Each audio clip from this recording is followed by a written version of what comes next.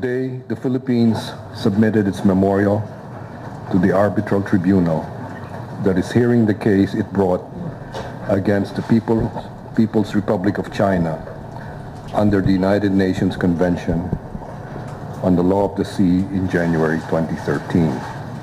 The Philippines memorial was submitted in conformity with the rules of procedure adopted by the 5-member arbitral tribunal last August, which established March 30, 2014 as the due date for its submission.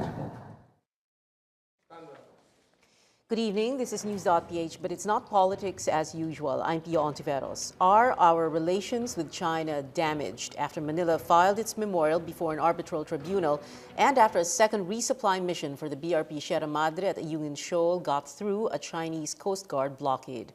What fallout is in store for us? Our guests, Department of Foreign Affairs spokesperson, Assistant Secretary Charles Jose, and Armed Forces of the Philippines spokesperson, Lieutenant Colonel Ramon Zagala. They're joining us in this first segment. Asik Jose and Colonel Zagala, thank you very much for being here.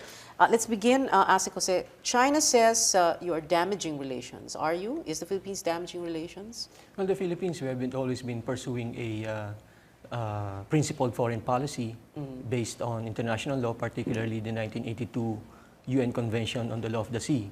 And we have always been advocating a rules-based approach to our problem. We have always been advocating a peaceful settlement of the dispute without resorting to force or threat of force. So we've been going by the book. We've been doing everything according to the law, to international law. But the question is, are we damaging relations with China in the process? Well, that's not our intention. It's not our intention, but it is a result. It is an unwanted result. Ganun ba yun? That's not the way we look at it, because when we decided to file the arbitration, it was our intention to seek clarification from UN as to what exactly the maritime entitlements of the Philippines and China.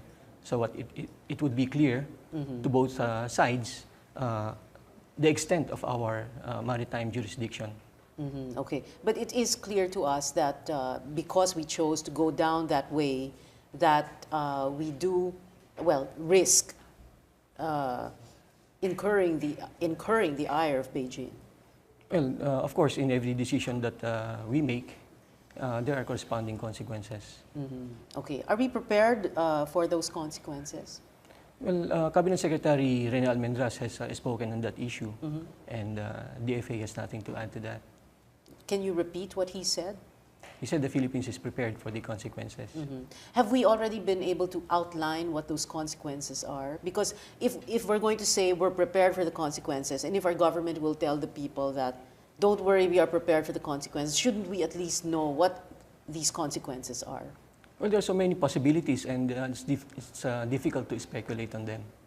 Yeah, but we should. I mean, if we are going to prepare for consequences, we should speculate on them, right? I mean, we should, you know, imagine kung ano yung mga possible consequences. Para nga preparado tayo. Hindi yung we're caught off guard and then, you know, we're not going to prepare for it because it's difficult to speculate on it, di ba?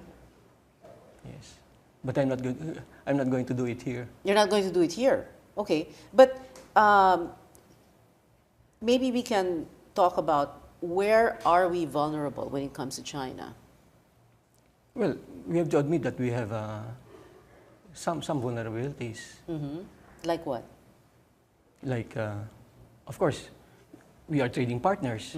We have goods to export. We have goods to import. That's an area. Yeah. Okay. So how will something like this, a Union Shoal, our having filed that memorial before the tribunal, how will that impact on our trading relations with China? It's difficult to say what China will do. But so how are we going to prepare ourselves? You know, what is it going to mean to the ordinary Filipino, to the ordinary man on the street? We have already seen this happen during the height of the standoff over Panatag Shoal in April 2012, when China imposed stricter quarantine inspection of Philippine banana exports to China. And they also imposed a 6-month travel ban on Chinese tourists going to the Philippines. So we can see the impact of maybe economic sanction that China will impose on the Philippines. Okay, so apart from impact on our exports, impact on tourist arrivals, what are the other areas that we could be vulnerable in? Of course, we have Filipinos working in China. That's another area. Yeah. So how would that affect them? What do you mean? They could lose their employment there, or life could be made difficult for them? What exactly? That's something for China to. It's difficult for us to speculate at this point. Although I'm sure you are aware of all these theories, scenarios that have been floating around about how China could get back at us in terms of, for example, business, communications, power, electric power. Ang daming mga, umiikot floating around na nga, no? Can you address them? Because, it sounds scary, di ba? Can you address them? Can you at least, allay people's fears, or, tell people na, hindi totoo yan, hindi mangyayari yan, or oo, totoo yan, pwede mangyayari yun, let's prepare ourselves. I think Secretary Almendras in his statement, he specifically addressed those areas, our energy sector, telecommunication sector, and he said that the Philippines is prepared, and we have taken measures to make sure that we won't be affected. Okay, so are we also prepared for a military scenario? I think that's something for the military establishment. Yeah, but to since you're answer. DFA, I mean, that is something that you also have to look into. I just wanted to address that question first to you. But was the decision to send that second supply mission to Ayungin Shoal and to document the journey part of the strategy? Because now, ang inisip ng tao is, there was a strategy, file the memorial, and then at the same time, send that mission to Ayungin Shoal. Parang medyo to grab the world's headlines. I think the resupply mission to Ayungin was a routine one. We have been doing that since 1999. Yes, When, I know, you know that. But what I'm saying is, was it also made part of the strategy?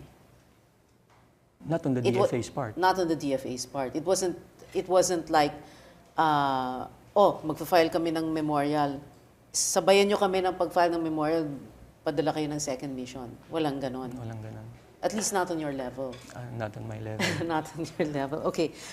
Colonel Zagala, was that decision to send a second resupply mission to Ayungin Shoal and to document the journey part of the strategy?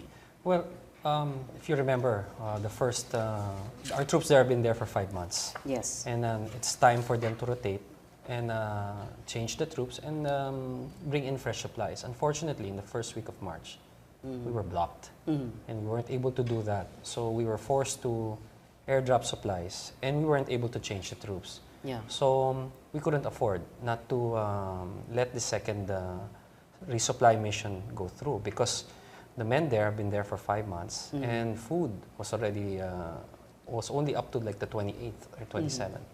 So it was very important for the Armed Forces of the Philippines to ensure that supply ship goes through. Okay. So it was the strategy there was to make sure by hook or by crook to get those men para ma-rotate sila to bring in a fresh supply of goods, to bring in the new people, the new soldiers who would replace those men who'd been there for 5 months. That was all. It had nothing to do with the fact that nagkataon sabay ng pag-file ng memorial. Well, if the first supply ship wasn't blocked, then it wouldn't have been connected. However, since it was blocked, we had to think of other ways on how to bring in our troops safely. That's a very difficult situation. I mean, the assignment itself is very difficult. Yes, of course. So it was imperative that to maintain morale and efficiency of our troops who are there just doing their duty, they must be replaced and rotated.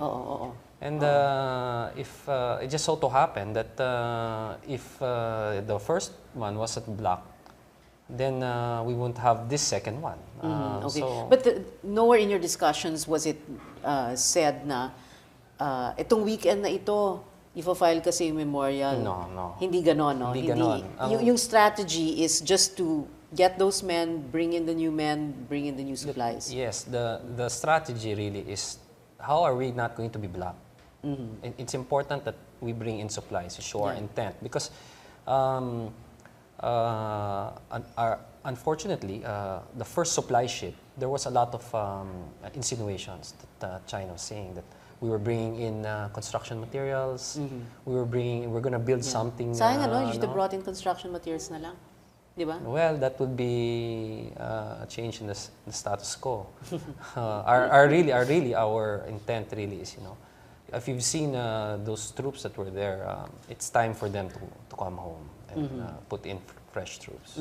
Well, why was it a success, this second mission? What made this second mission different from the first? Well, we were able to maneuver and get in the shallow water. And unlike the first time, we were stopped in the middle of about 5 nautical miles prior. Before a trip, diba, there's always a briefing. Before a mission, Yes. there's always a briefing. So, nung may briefing, nasabihan ba yung magiging captain ng ship? Or, meron bang military strategy, maneuvers na pinag-usapan? Well, Walang this is ganon? really what's important to note here really is the secrecy of the mission itself.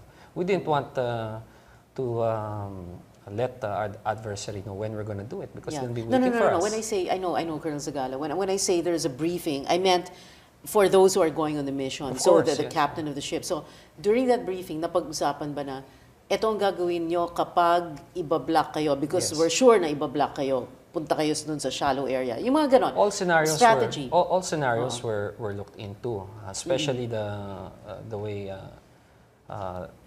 we learned how they did it the first time when they blocked us. So we just simply game plan and do new strategy so that it will be successful. Of course, we also considered the failure if we weren't able to get through on what will be our next move. Because the last time, to avoid escalation and confrontation, we decided to back out. But this time, we decided that we have to get through really. So we can't let our people down, especially those who were there for more than 5 months. So was part of the strategy to make sure to send a small ship, or what nung first mission it was also small because a smaller ship, di ba? That's what was able to go to the shallow waters, for example. Ganon. Yes, the ship. The strategy really is first is to use a civilian vessel. We wanted to show that we had no other intent but to reprovision, resupply, and rotate our troops, so that the Chinese Coast Guard would not think that we're going to be doing anything else but that. And the ship is really small, so that they will know that the supplies we're bringing in is just really for food and for their habitability. Of course, that's a lonely post, so we have to ensure that they have the necessary things and supplies they need to survive such a long deployment. Yeah. By the way, what supplies were brought to them? Well, mostly food, water. Okay. What kind of food? I'm just curious. Well, a lot of it is, as you know, there's a lot of fish there. No? It's very easy to get fish, but things like corned beef, Canned goods, rice, and things, condiments for their cooking oil, water, primarily a lot of water. Okay. What other supplies? Well, to make it When you say to habitable. make it habitable, like what? Like mattresses, beds. They didn't have mattresses? Well, they did, but of course we have to frequently change, and then to protect from the elements, such as a little laminate sacks to protect from the elements, and that. Laminate what? Laminated sacks, you know those tarps, to protect the ship itself. Just those things. Okay. Was this the same crew or a different crew in the first and the second mission? Pareho lang ba? It's just the same. Just the same. Okay. But you said that you considered several scenarios. So What were those scenarios that you were The considering? scenario really is if they won't be able to get through, and then that we have to resupply by air. And try to figure out another way to bring in the ship. But really, that was not an option.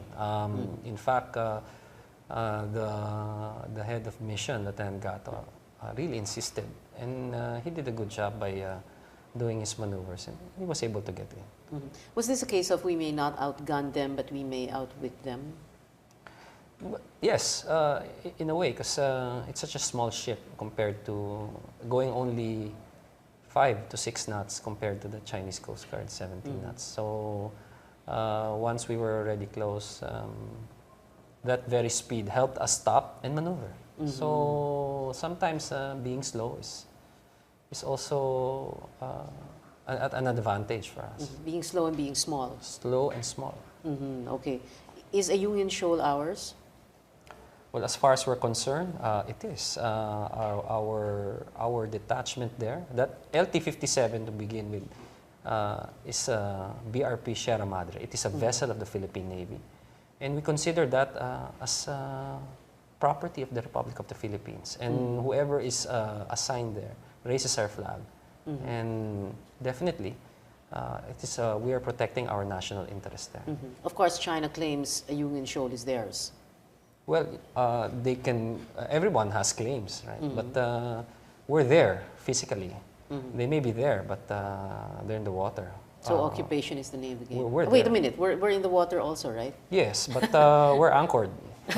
We're anchored. Wait a minute, they're not anchored? How do we know they're not anchored? They're just going around and They're just going around. They never They're drop around and anchor. around. Maybe they can, but we are really anchored there. We're there. Yeah, we are solidly anchored. What is it? We are there. Okay, does it mean something if you're anchored?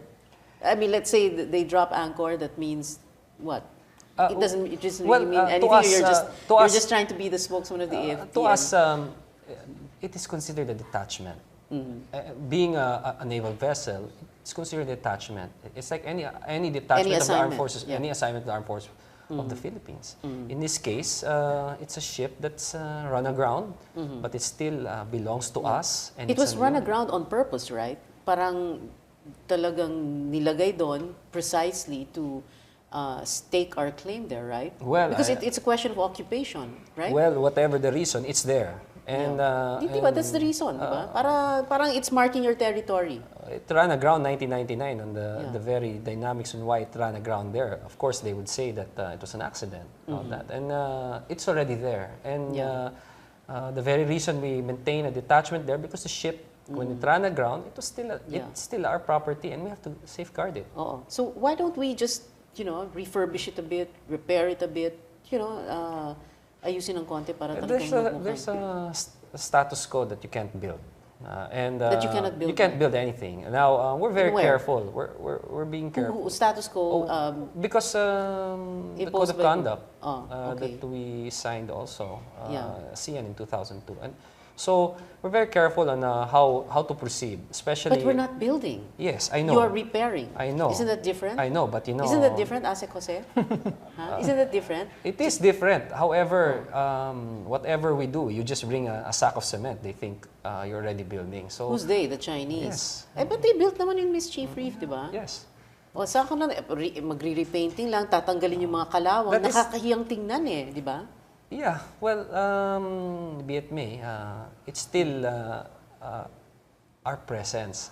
And that on the part of the AFP, we're very careful on how we act, especially in that area wherein they want their presence to be felt. And you can just look at the supply ship that we use civilian, just to show that we don't want to escalate. Why don't we use Philippine Coast Guard vessels?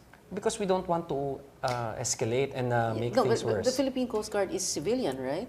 It's no longer part of the AFP. As a matter of fact, it's under the DOTC. So it's not a military vessel, That right? is a possibility that we can look in the future. Because right now, the ship itself is under the Armed Forces of the Philippines. Maybe we can look at that also. But for now, the safest thing that for us to do is really use a civilian vessel so that they can't say anything. Okay, para lang walang masabi. No? Sila masabi na we're using a civilian vessel. Now, if you attack a civilian vessel, whose only mission is to reprovision, what does that say? Yeah. But they will never really attack or harass. I mean, well, harass maybe by water cannon, diba? They never fired upon any vessel Yes, yet. but they crossed the bow of the boat.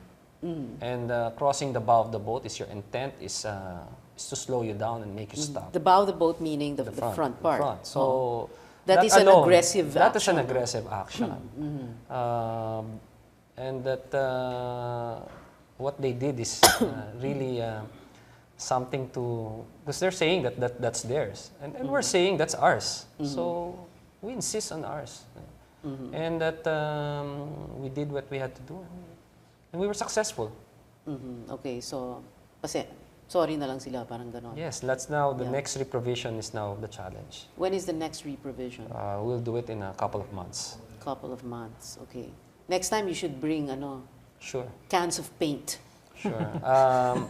Rust proofing. What was it colored before, that boat? Gray. Gray. How It boring is still naman. gray. It's still gray. It's- Navy gray. Navy gray. Okay. Maybe it should be like bright orange or something. Can be. Pang-asar green. lang ba? But anyway, ask ko kasi, will this make it easier? Itong filing filing the memorial at the tribunal and the Union Shoal incident, no, for lack of a better word, will this make things easier to get public acceptance for expanded U.S.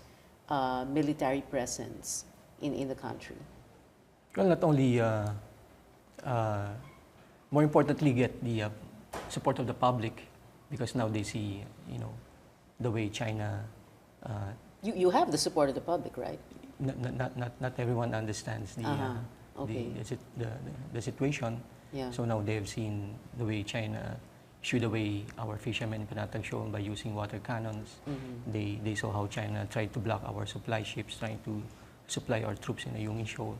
So it's very important to get the public support behind our position on this maritime dispute with China. But once you have that, do you think that then it will be easier to get that public support also for this coming expanded U.S. presence? Well, or that's rotational presence? that's also part of our strategy in getting minimum defense posture. We're trying to get the support and cooperation of our treaty partners and allies in the region to help us strengthen our defense capabilities. Okay. What happens, by the way, and this is again, syempre, parang scenario building lang, but we just want to prepare ourselves. What happens if diplomatic relations are severed or damaged? No, there is protocol for that, right? Like, you close down the embassy, ambassador and the entire staff packs up and goes home. That's how it's supposed to happen, right? Yes, that's how it happens when diplomatic relations are cut off. Okay, but there is like a formal. What is there a ceremonias? Or is there an exchange of letters? What normally happens when countries decide to break na tayo, parang ganon? I think the diplomats are ordered out of the country, so that's it. They'll be booted out. Yeah, Okay, you think they'll just be booted out? No, I mean it's not like there will be no ceremonies, definitely. no ceremonies, but they won't be held, right? No, I mean, no, parang no. get out of our country, Yes. parang ganon. Okay, and then what happens next? Are they escorted out? How do they leave? How will they leave Beijing, for example? Well, they Get in their cars and drive to get the in their airport cars and take the plane. Ganon lang. Yes. Okay. And then what else? What can we expect? But maybe getting away from that scenario, I would like to point out that the Chinese side, they left a door open. If you will note in the statement given by their MFA spokesperson, and even when they talked with our ambassador, they said that they still keep the door for negotiations open. So that's Bilateral negotiations. Yes. So in other words, no to the ITLOS arbitration, yes to bilateral negotiations. But what is the Philippines' position? Well, ITLOS, right? yes, for us that is the best, the most peaceful way to find a solution, the most durable and lasting one. But even the Philippines, we have not really closed our doors to we have not ruled out anything on how we can You're solve saying this problem. step back from EAT-Laws and decide, okay, let's do bilateral talks, just us? It depends on the condition. What condition? Because right now, China claims indisputable sovereignty. So that's that's difficult. Because they're saying it's theirs. Yes. This is ours, pero mag-usap tayo. Paano yun? Well, who knows? China just might change its position. Who knows? Okay. Okay. I'm sorry. You're just saying the diplomatic thing, di ba? I mean, unless alam naman you say, yes, we're severing relations with Beijing. Hindi naman ganon. Okay. Final words from the two of you. Colonel Zagala, you first. Our mission in the LT-57 is really to first protect our national interest and of course protect our people. We cannot let our people down, and that the supplies that they needed were really brought for that purpose. And that we will continue our task and mission there, and not just there, in all our islands held in the Calayan Island Group. You know what? Instead of orange, maybe yellow would be nicer. Maybe. Or red. Diba? Why red? So it can be seen. Can be seen. It'll look like a Chinese ship, but anyway. Ask Jose. Well, for us, we would like to call on our countrymen to continue supporting the position of the Philippine government led by our president, that what we are doing, we're just defending what is ours, we're just protecting what is ours. Yeah, but I just wanted to ask you again, you're saying we are open to bilateral talks, bilateral negotiations with China, which is what we have been avoiding all along, right? We have tried that path, bilateral negotiations, since 2012, during the Panatag Shoal incident. We have been conducting bilateral talks with China. Yeah. Unfortunately, they did not succeed. That's why we opted to go for this arbitration. Yeah. So what makes you now say that you are open to that again? Because we're not ruling out anything. We are open to everything that can help resolve this Why? dispute. Because you want to resolve the dispute. Yes, because we want a peaceful settlement of this dispute. Okay, you want a peaceful settlement, but Ayungin Shoal and the others and Panatag are ours. Because that is our position. Because that is our principled position. Yes. Okay. Based on international law. Based on international law. Okay. That's what China would say also. Thank you very much, Asek Jose of the DFA, spokesperson of the DFA, and Colonel Zagala of the Armed Forces. Maraming salamat. We're taking a short break. News.Ph will be right back. Stay with us.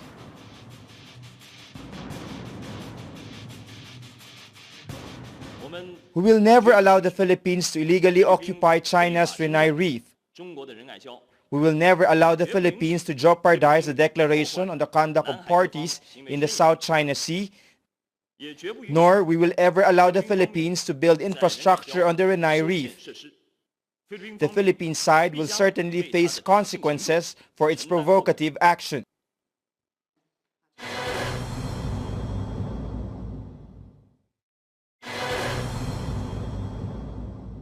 With firm conviction, the ultimate purpose of the memorial is our national interest. It is about defending what is legitimately ours. It is about securing our children's future. It is about guaranteeing freedom of navigation for all nations. It is about helping to preserve regional peace, security, and stability. And finally, it is about seeking not just any kind of resolution, but a just and durable solution grounded on international law. Welcome back. You're still watching News.Ph on the Solar News channel. I'm Pia Ontiveros. Our guests in this second and last segment, military historian Jose Custodio, Director of UP Institute for Maritime Affairs and Law of the Sea, Professor J. Batong Bakal, and former ABC News Beijing Bureau Chief, Chito Santa Romana. Welcome back, everyone, to the show. And to Mr. Santa Romana and to Jose, welcome back. Thank you for having us again. You know, the last time when we were talking, and wait, before that question, I want to ask Muna, what color should we paint BRP Sierra Madre? Are you serious? Yes, I'm serious. I'm asking you, what color should we paint the BRP Sierra Madre? No, earlier we were joking that it should be hot pink. Hot pink, because so that it would match the coral. Match the coral, okay. But then Jose had a really sharp observation there. Yeah, because I remember that the former MMDA head, Bayani Fernando, was painting the entire city pink because in his view, pink reduce tension and anger. So if you paint the ship pink, everybody will be happy and peaceful. And peaceful. And Yes. everybody can claim Ayungin. Yes, and negotiate. And negotiate. Peacefully. Peacefully. There. Okay, maybe we will be forever negotiating. No? Mr. Santormana, I'm afraid to ask you what color would you prefer? Green. Green. Why green? Lasal? Okay. Hindi, papayag na rin ako sa apple green. Apple green. Not dark green, apple green. Okay, so we were saying, when you were here, Jose and Mr. Santormana, a few weeks ago, we were saying, let's wait and see for what happens after March 30. And this is what happened. So we have the filing, then the Ayungin Shoal incident. Where do we go from here? What's going to happen next? I think the key objective now of the Chinese, the reason they're taking a strong reaction, is really directed at the other claimant states. There's a saying in Chinese, kill the chicken to scare the monkey. I hate to say it, but they're directing their anger at us because of what we did, or, the filing and the Ayungin Shoal, but it's meant to stop Vietnam, Malaysia, Brunei from following our example. This is a key objective. Insofar as our forces are concerned, of course, there is a fear that they may also try and recover, for example, Ayungin. Because from their point of view, the Chinese perspective is the whole Spratlys, not just Ayungin, not just the reefs that they control, the whole Spratlys belongs to them. In their letter to the UN, they stated this in their letters to the UN. And they claim 200 miles from there. So that's why they're not counting from Hainan, the big island. They've defined the Spratlys as part of Hainan, and they're counting 200 miles from there. This is what the Philippines cannot accept. And that's why you have this struggle. Our definition of our territory and their definition of their territory, there's an overlap. That's why when we say what is ours, they say the same thing. And so this thing will be a protracted battle. We have to be prepared for that. The Chinese right now are determined, because of the direction of their foreign policy, not to defend what they consider as their core interest, sovereignty. And unfortunately, they see us as challenging their sovereignty. We see it the other way around. We see it as them challenging our sovereignty. So you have the groundwork actually for conflict. The question is how to restrain. The question is how to have the right level of statesmanship so that the leadership on both sides can stand higher, see further, and avoid conflict or any miscalculation. Because a single miscalculation could really be drastic. The Chinese, though, will be calculating carefully the political price they have to pay if they were to move. That's why, if you notice, yung patintero sa dagat, they avoided the use of any bullet or even water cannon at this stage. So it's a calculated way. Their objective was to have it turn around, but they lost the battle. In the end, we may not have advanced technology, but we have brains. Abilidad ng Pinoy. Still, we can count on it to be able to use our weakness and turn it to advantage. Jay, what were you thinking when the Ayungin Shoal incident happened over the weekend?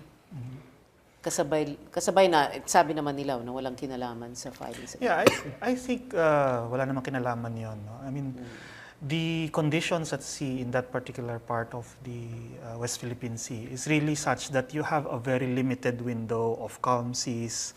You really have to go when you can, no? Because you cannot predict the weather for a very long period. You can only forecast it for a few days. So if you have the chance, you really have to go. I think that in this instance, talaga nagkataon lang na they were able to go. The weather allowed them to go and the sea conditions allowed them to go at the time just before the filing of the memorial. As Colonel Zabala said earlier, they really needed to resupply the mission, the detachment. No? And I think that's a valid reason. You cannot leave those poor guys there alone for half a year. They'd probably go bananas. No? So I think it was really on the part of the AFP, they really needed to do that. No? Yeah. Did it help our case? I think it did actually, because the unintended consequence really of the resupply mission was to show to the world what the Chinese were doing. No? And I myself was surprised when I saw a little bit more detail as to what happened, that you really could say that this is an informal blockade. No? It may not be done by their military forces, but it's still a blockade. Still a blockade, Yeah. yeah. And the way they were doing it by crossing the bow, as Colonel Zabala mentioned, no? That is really not permitted in international law. And you do not even need to invoke UNCLOS there. You can just invoke regular maritime laws. No? There are things like the collision Or traffic regulations. laws. Well, the equivalent of traffic laws at sea. Yeah. There are these things called the collision regulations, no? Which all nations observe. And this probably could even be argued to be already customary international law, because the principles under the call regs are basically based on maritime practices Okay. that precede it. Yeah. No? You don't just cross the bow because that will slow down the oncoming ship. Not or just it slow could down, but cause it presents the danger of a Yeah. collision. It's going to be a deliberate collision. If this were like a regular commercial vessel, this incident happened, and an accident took place, there would be a board of marine inquiry, and there would be liabilities for who did the wrong thing. And here, the wrong thing is crossing the bow of an oncoming vessel. So why would China do something like that? Really just to Well, like I said, drive here- home the point, literally. Here, really, as I said, it's a blockade. The obvious intention is to get the Philippine ship to back off, no, and go home. It's simply that. Okay. And it's very good that in this instance, because our people were determined, they were able to take advantage of their small size and slow speed. But I'm to sure outsmart. Beijing is aware that there are men on board who have no food, who will have no food at a certain point, right? So Yes. that would become a humanitarian what? Well, what we're seeing is the execution of the so-called cabbage strategy, the encirclement strategy. You can call it blockade or whatever. The idea is to disrupt your supplies so that they will not have any supplies and they're forced to be ejected or to be rescued. If they really don't have any supplies, that they may surrender. In which case, they win the battle, the Chinese win the battle without firing a shot. The problem here is what Jay pointed out, that what they're doing is very similar to the Chinese strategy with an American ship that was following a Chinese aircraft carrier. They used the same tactic, to cut in the bow. And the Americans criticized it as being unprofessional. But in our case, it is very similar to how the Chinese reacted, or rather, what they're trying to do is to achieve the same objective as what the Japanese Coast Guard did to the Chinese captain. You ram the ship, and then you arrest the captain. Or the Philippine ship rams the big Chinese ship, and because of it sinks. So here, the immediate objective is to make them turn around. If they cannot turn around and they cannot maneuver well, and this shows the excellent seamanship of the captain, the Filipino captain, to be able to avoid it. Otherwise, you'd have an accident. This is not the first time this happened, because April 2012, one of our reporters, Miguel Ortilla, had gone to Panatag, and roughly the same thing The same happened. thing. Even in Diba? the It's not- case oo. of Yeah. Bitoanon. Bitoanon's convoys to supply the Pag-asa Island have also experienced the same maneuvers from Chinese ships deployed in that areas, and they're cutting off. And in the case of Bitoanon, the vessels of Bitoanon are outriggers. These are large outriggers. Outriggers meaning? Larger bangkas. Larger Like bangkas. the basnig. But bangka pa rin. Malaking bangka. Malaking bangka.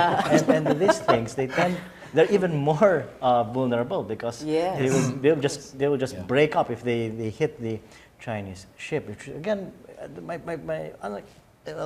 it was a victory. I think it came of Ayungin, but my concern is that we might be focusing too much on Ayungin and might forget that there are other territories that we claim. And my concern here is that are the Chinese making us focus on one spot, putting all our limited resources there, and then suddenly they hit us somewhere else. Yeah. Yes. Parang malingat lang tayo konti Yes. sa Yes, Ayungin. Okay, really- this is a victory. Yeah. Yeah, Yun like pala. we're all I remember Sun Tzu's adage, no, all war is misdirection. Yeah. And yes, it's a valid point that this could be a misdirection because there are other Philippine possessions that could be just as vulnerable. Yeah. No? Yeah. Because okay. the thing is that since it was mentioned earlier in the episode, in the program, that we had complied with the code of conduct, we have not improved on anything. In the same vein, in terms of modernization and upgrade of capabilities, we have also barely touched the surface or moved from square one. Whereas the Chinese, since 1995, they have been transforming their forces and their capabilities to an extent that they can now operate off our shores. When before they weren't able to do that. When the mischief reef happened, they were not able to do that. Actually, we were able to arrest fishermen up until 2012. See, one thing I will tell you here is this, okay? Post March 30, we don't know what's going to happen immediately. But this I can tell you. The Chinese are always true to their word when they threaten. Okay. Okay, so when they say you have damaged relations. Oh, they are threatening us. When they say, when the Chinese captain said, you come in and you will face the consequences, that's a threat. And historically, the Chinese have always been consistent in carrying out their threats. They have never made empty threats. They never made it. They always, they will hit you at a point where you are not aware, or you commit yourself to a certain point that your rhetoric outstrips your capabilities. That's my concern here in the Philippines, is that our rhetoric is apparently outstripping our capabilities. And there's a historical analogy to that. It's what India experienced with China. In India's case, it also had a territorial dispute with China in the early 60s. Its rhetoric outstripped its capabilities. And Like China, what did it say, which it couldn't? it was approaching, the term is jingoism, ultranationalism, forcing the government to take strong action against the Chinese, and the Chinese were just biding their time. And then they launched, the Chinese struck back, launched an offensive, and drove out the Indians from disputed areas. Just as quickly as that. Yeah, okay. What is the fallout going to be like? Of course, if you ask the DFA, syempre, they won't say, no. Realistically speaking, ano ba yung fallout that we're expecting? I ask this because in the last 2 days, all these scenarios, parang MH370 scenario building tayo. Wow, all the scenarios possible. Disruption of communications, disruption of power, business. Ang dami. Now, what are we to believe? Okay. Over the past year, actually, there have already been some sanctions, unannounced by the Chinese, but we learn about it when it happens. After we filed, it took several months before they reacted, but now we know that the Philippine president is not welcome in China. We found out during the Nanning trade fair. The invitation issued to the Chinese foreign minister, he will not come. There's no way he'll come now, or any Chinese leader. So there's a virtual freeze in top-level political contacts. What's happening is really contacts at the ambassadorial level and the USEC levels and below. But higher than that, I think the only one who has been able to have any contact has been the trade secretary, who was able to go to Nanning. And this presents a question for APEC, which will be held in Beijing this year, around October or November. Okay. Who will represent the Philippines? Will the president be invited, or will it be at the down the level of trade secretary? I'm hoping the Chinese don't make the mistake, which I think they did in Nanning, that they don't invite the Philippine president. But what I'm looking at is that if they invite Japanese Prime Minister Abe, then President Aquino is invited. If Abe is not invited, it doesn't mean President Aquino is invited necessarily, but then we'll have to see what happens. So politically, that's what happens. Top-level contacts are frozen. Yeah. No more aid. There's no aid program going on, no loans going on. Virtually very limited investment, if any. The only thing that's happening right now are trade and tourism, because it's mutually beneficial. Whether the Chinese will hit that too, we don't know yet. But those are two indicators we'll have to look at on whether it will have an impact on our exports, the fruits again, bananas again. But one thing for sure is that the Chinese will again throw the books at us. if there are germs in your bananas, if there are whatever small, They make you know, things the more rules. difficult. Yeah. You know, the other Chinese saying, I'm sorry to come out with this Chinese saying, if you don't like somebody, you give him a gift. A nice pair of shoes, but a size or a half size smaller, so that when the person walks, he has a hard time. In other words, make it difficult. And that is probably what we'll experience. They'll make it difficult for us, economically, politically. Anyway, While we go through this arbitration process. And so what I see is we'll go to a difficult period in bilateral relations. We are now reaching the lowest ebb since the diplomatic relations were set up in '75. And we may test new lows. Who knows lower what than this would dirt be? bottom? Hopefully not leading to a rupture, you know, that you were asking earlier. Yeah. Yeah. I fear that if the Chinese were to launch, you know, I think the Chinese would be very careful, though. They would not launch any attack to take over an island, because the reaction in Philippine public opinion would be tremendous. That could pressure the government to. Why not? Is U.S. presence going to scare them away? That is one, because if they were to do that, and if involved sinking a Philippine ship, or if involved deaths of Philippine soldiers, then we could actually test the Mutual Defense Treaty. Now, if you'll notice, the U.S. has been embarked on an interesting tactic. Yes. They have raised their voices in terms of objecting to the Chinese action, calling it provocative. It's interesting because it is meant to deter the Chinese from further action, so that the Chinese will not do it, which will then test the Americans on their commitment. So you shout now so that you will not have to respond later on. And I think from the way the Chinese have been reacting, it's been fairly moderate in objecting to the Americans. They're saying, we hope the Americans will follow their word that they will stay neutral. It's not been as strong as the way they've been against us, against the filing. You know? They haven't summoned the American ambassador. They've summoned the Philippine ambassador. So it's calibrated. Why? Because the relations with the U.S. is very important for the Chinese. Okay? For us, the relations are also important for us, but they want to make sure that the other claimant countries in Southeast Asia will not follow our example. So we will stand alone while we go through this process. And they will test our resolve. But we have to see it through. But we have to pay a price. And they will make us pay a price. Okay. Itong paying a price, no? Kanina nabanggit ko na nga. And well, you know, again, it's all speculation. But I wanted you to well, tell us if there is any basis to it. Diba? Yung power line, communication lines, the cables, internet, yung mga ganun. And I'm not trying to I'm not trying to, you know, get people alarmed or anything, no? Let's talk about it realistically. Ano ba talaga? Are we scaring ourselves silly? Well, at the very least, the Chinese have been, since 2012, they've been able to wrest the seas from us. Since 2012. I will say that. We have lost our capability to, without any harassment or what, to fish in our own backyard or front yard, okay? You have the CMS operating there, okay? Expect that to increase in the near future. The thing is that as Filipinos, I presume we are thinking in terms of just like basketball, quick results, quick things. But the Chinese think generationally. They're very methodical. They're very deliberate and slow in reaction.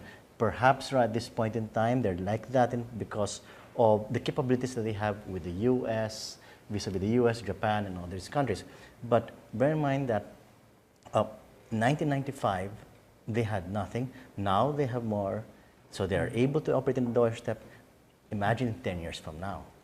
When every year they're launching ship after ship. So I think we're going to be hit. If there's going to be a sure area where we're going to be hit, it's that maritime area. That's where I think it is. But you don't think there will be any military attack, right? No, no military assault. They wouldn't do that. They're using CM or the Chinese Coast Guard against us, because I think I mentioned it the other time that number one, it's it's white on white strategy, and because for limiting tensions in the area. But at the same time also, it's like a loophole in the RPUS MDT, okay? You have the civilian vessels, even sometimes Chinese fishermen participate in these types of activities, okay? So that's the loophole that's here, because the thing is that we're thinking that we're going to protect ourselves with American defense umbrella, but the Chinese they're not stagnant people. They're not just going to look at you and just, they will think of creative ways to get around that. Yeah. And the use of CMS FLEC is, or the CM or the Chinese Coast Guard is a creative way to go around what those things. Well, can you address, I hate to think be that, so makulit, no? yeah, But, I think Jose is correct that any tightening, any reactions really would be more focused on the maritime area. So like tightening of the news or an increasing pace in the cabbage strategy. That I think is already a given. I mean, since 2008, they have been increasing their maritime patrols. They have been increasing their so-called fishery protection patrols, and there's no reason to doubt that that they will continue to accelerate. With respect to some of the speculation, for example, that this National Grid Corporation will suddenly shut down, I think this is already or, a little bit too far. No? Internet, I mean, we really should yung not. internet. Yeah, and Internet. the internet. I don't. No. The internet has too Okay, many pathways. so in other words, we are scaring ourselves. Yes, I think we might be scaring ourselves, and we might be getting too hysterical at some point. But what we really need is a very cold and impartial assessment, really, of these possibilities. There are possibilities, of course, but we really need to take a step back, put away the hysteria, put away the racism, and really objectively assess whether something like that, like shutting down the power grid, will be in their interest. No? I mean, even in their own interest. I mean, 40% owner of the National Grid Corporation, yes, but does that mean they're willing to forgo all the profits and all the money that's pouring in because of that ownership? Yeah. I don't think so. That would not be a rational decision. And the Chinese are nothing if not rational, and coldly calculating. Especially with business. And you were saying, we should parang step back from the hysteria and the racism. Because, Especially the racism. Especially the racism. Lately, there have been several small incidents. Like, for example, Chinese tourists, angered at Cebu Pacific pilots in Calibo. May mga ganon, ano? Yes. And then, may mga nagtatanong sa mga press con na at dami-dami mga Chinese nationals sa Divisoria, halimbawa, na hindi marunong man lang mag-Tagalog, Chinese ang inchikang salita nila. May mga ganon, ano? And yet they've always been there. I mean, they've been there for hundreds of years. Yeah. So we really need to step back from the hysteria and the racism. For me, that's what I've been observing in the past few years. Now, there really has been an increase in that kind of racist tensions. It's really what's underlying all of these disputes at this point. And yet all of us have Chinese blood, I'm sure. No? Yes. Okay. Last 4 minutes of the show. We're going to close, but at the same time, so I want to give you the time to give your final words. No? Anything else you wanted to add? Let's start with Jose. Well, like I said, I will re-emphasize again that our rhetoric has gone beyond our capabilities, okay? Probably because of the previous government's misprioritization or what have you, but at this point in time, we have to be very careful already, because history has shown that the Chinese are deliberate. They are not like us who think instant result. They will move when it suits them, and they always prepare. Okay, like I said, the most important thing that we are all missing here is that we're fighting over islands, okay, and little islets, okay, but that's it. But the seas, we forgot, okay. People have forgotten that the seas are very important, and right now it's Chinese fishermen who are lording it over in that area. Like I said, we lost control. So that's a thing that we're getting distracted by this little drama in Ayungin or this little thing in Panatag or in Scarborough Shoal. But the seas itself, we've lost it already. We've lost it, and we may lose it permanently. So we have to figure out a way how to. So how do we get it back? Well, that's offhand. Go fishing. Go fishing. Protect our fishermen. Yeah. Okay, government has to protect our protect fishermen meaning escort. Escort. You have to escort. You have to by the way. But again, it's because of the situation that we're in right now that our rhetoric has exceeded our capabilities. Okay. Anything we can do. When you say the rhetoric like that, like what lines should we avoid saying? Well, like I Example. said, we're saying like the racism, the jingoism, Yeah. the No, give a specific line like that we example, shouldn't say, but actually, like I said, we're better than the Chinese. We're good like that. Or Like, what we about, outsmarted them in Ayungin. I tell that to you. That's it's a bit okay. It's nice to hear. Okay, Yeah. but it's like you're telling that you're actually baiting the Chinese to do something to you. Okay, you're telling that, oh, the Chinese captain was so the next time around, don't expect it to be a milk run. Okay, so. Perhaps we were thinking that it was a godsend that the ship got through, that the little boat got through. But again, how sure are we that the Chinese did not allow it to go through? Because remember that has those ships had smaller boats on them. They could have just also, if they really wanted to, they could have stopped that boat right then and there. Okay, so that's a thing that the Chinese can do next time. Is that they will not make this happen because we have rubbed our noses. And remember, it's this face thing again, okay?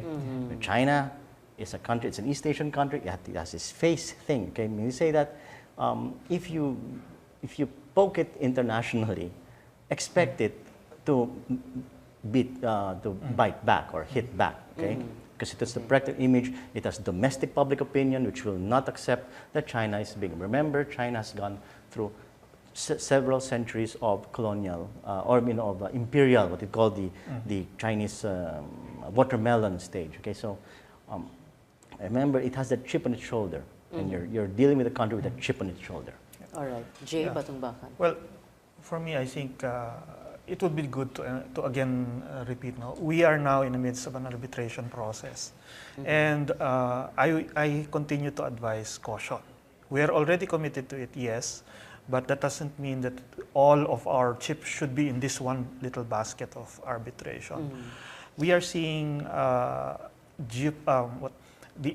realities on the ground changing dynamically. There are now higher risks of incidents and conflicts, and in the meantime, we're still banking on this arbitration. No? There will be limits really as to the usefulness of the arbitration. I don't fault the government for pursuing it, but I think that at this time, as we enter a critical period, we really need to rethink now the position of this arbitration in relation to the rest of the possible strategies, the possible options we have of dealing with this issue. Well, Charles Jose earlier was saying that, an option would be go back to bilateral negotiations.